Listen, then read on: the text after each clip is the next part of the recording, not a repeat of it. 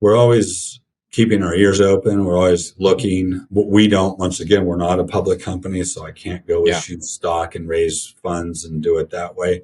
So we have to do it, basically cautiously and focused over time. But typically we grow somewhere between 1 and 3 funeral homes a year. So in order to do that, you have to always be looking. Yeah. But we don't have acquisition department or anything like that. Or, I'm not spending most of my day thinking about that. I'm very focused on, once again, culture, people who fit with us, and looking primarily where we already are or close by. I'm not trying to see if I can travel to all over the place. Just we're basically mid-Atlantic to Florida is our geographic area, and most likely we'll stay in that footprint. I mean, we would go outside of that footprint, but it would have to be a business that was big enough to be self-supporting. You're not looking over to the West Coast trying to open anything anytime soon.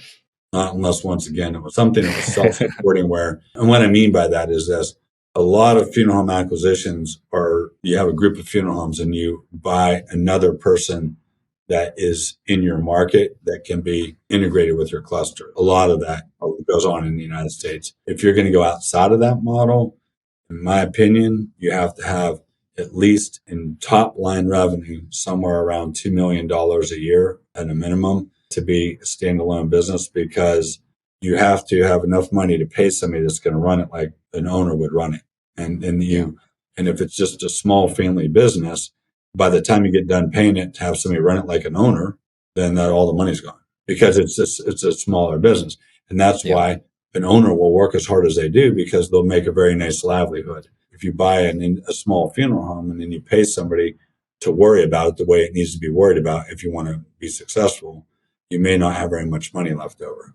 But if you have a business that's doing more than $2 million on the top line, there's enough money there to pay somebody to do an outstanding job and run it for. That's just a rule of thumb. I mean, there's no exact science to that. I think 10 years from now, we will be at the 80% cremation rate.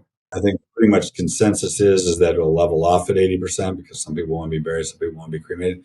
But the thing is I do believe that we will be in a position where we're at 80% cremation. My hope for funeral service is that funeral directors across America understand, with an 80% disposition rate of cremation, that we need to get in the game and make sure that we're delivering services to that 80%, not just providing the disposition, but actually being involved in delivering exceptional service.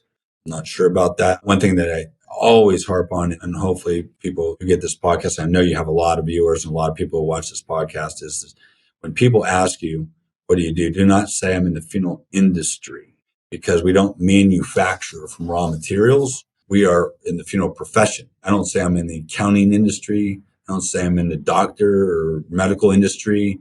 I don't say that, I'm in whatever, the real estate industry. If we don't look at ourselves as professionals, nobody will. But if we keep saying industry, that is very coincides with disposition. Like, you run a crematory oven, that's industrious in a kind of a way. It's a commodity in a kind of a way.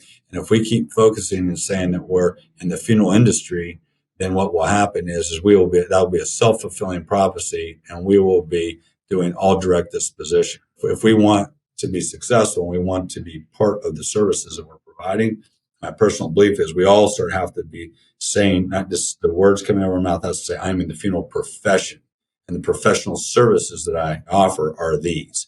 And so my hope for 10 years from now is that we really get into the game and start offering the services that people want.